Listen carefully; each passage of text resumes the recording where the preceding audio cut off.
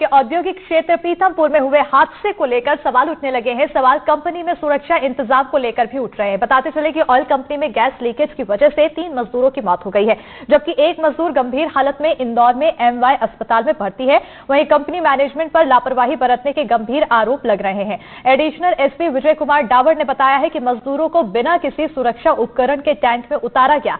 जैसे ही एक मजदूर बेहोश हुआ, उसे बचाने के लिए दूसरे और फिर तीसरे मजदूर को उतार दिया गया, जो खुद भी गैस की चपेट में आ गए और अन्य कर्मचारियों ने रस्सी के सहारे चारों को बाहर निकाला है।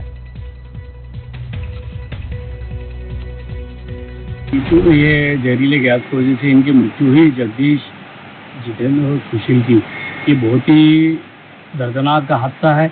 इसमें कहीं ना कहीं कंपनी वालों के साथ साथ सरकार की जो हेल्थ एंड सेफ्टी की एजेंसी है और पोल्यूशन डिपार्टमेंट की भी जो एजेंसी है, इनकी भी नाकामी की वजह से इतना बड़ा ये हादसा हुआ। ये भयानक है। सरकार को इसकी संज्ञान लेना चाहिए और पीड़ित परिवार को उचित मुआवजा देना चाहिए और इस ऐसी घटनाओं को ना हो पुनरावृत्ति, इसके लिए हेल्थ एंड सेफ्टी और पोल्यूशन डिपार्टमेंट को तत्पर करना चाहिए, सतर्क करना चाहिए। ये हमारी मांग है और प्रशासन को और सरकार को इसका संज्ञान लेना चाहिए। पीथमपुर में एक फैक्ट्री में 3 मजदूरों की बड़ी दुखद मृत्यु हुई है। हम सभी लोग शोकाकुल हैं। ये तीनों जो जाने गई हैं, उसमें जिला प्रशासन ने इस विषय को गंभीरता से लिया है और इसकी विस्तृत जांच, मैजिस्ट्रियल जांच भी SDM के स्तर से करवाई जाएगी।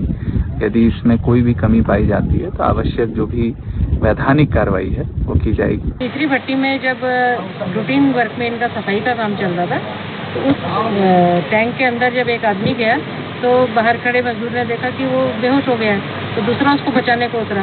इसी तरीके से तीसरा उतरा।